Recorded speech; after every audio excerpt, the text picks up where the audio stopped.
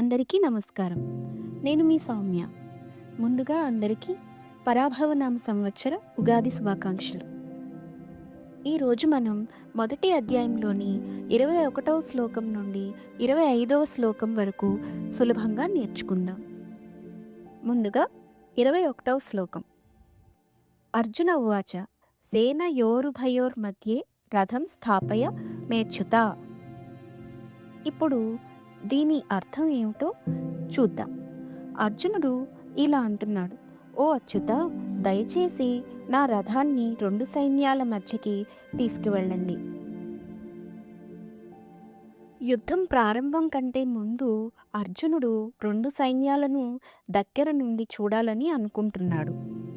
తదుపరి 22వ శ్లోకం నేర్చుకుందాం.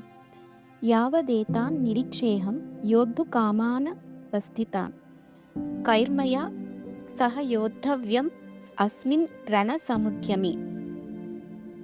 దీనికి అర్థం ఏమిటి? అర్జునుడు ఏమంటున్నాడంటే, ఈ మహాపోరాటంలో రణరంగంలో నిలిచి ఉన్న ఎవరెవరితో యుద్ధం చేయవలసి ఉందో నేను చూడాలి అని అంటున్నాడు.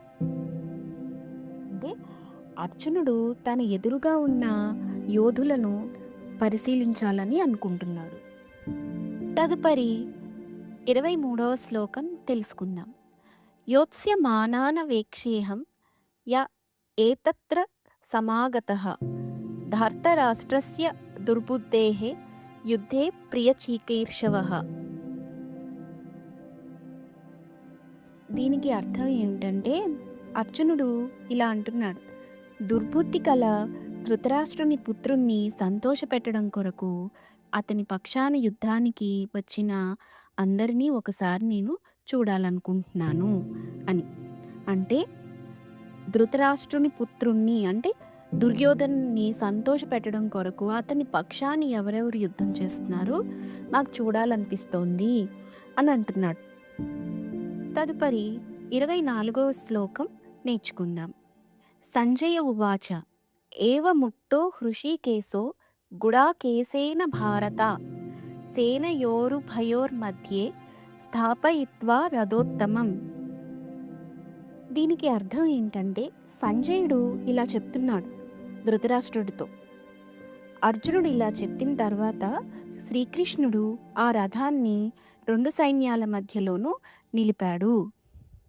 ఇది గీతోపదేశ ప్రారంభానికి ముఖ్యమైన క్షణం. తదుపరి 25వ శ్లోకం నేర్చుకుందాం.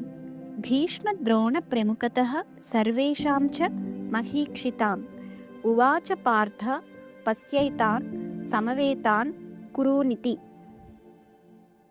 ఇప్పుడు దీని అర్థం ఏంటో మనం తెలుసుకుందాం.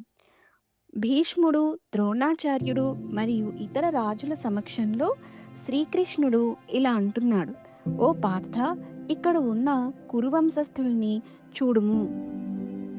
శ్రీకృష్ణుడు అర్జునుడికి యుద్ధరంగాన్ని చూపిస్తూ గీతోపదేశాన్ని ప్రారంభిస్తున్నాడు. ఈ వీడియో గనుక మీకు నచ్చినట్టయితే లైక్ చేయండి, మీ ఫ్రెండ్స్కి షేర్ చేయండి, అలాగే ఛానల్ని సబ్స్క్రైబ్ చేయండి. కొత్త వీడియోల కోసం బెల్ ఐకాన్ని క్లిక్ చేయడం మర్చిపోకండి.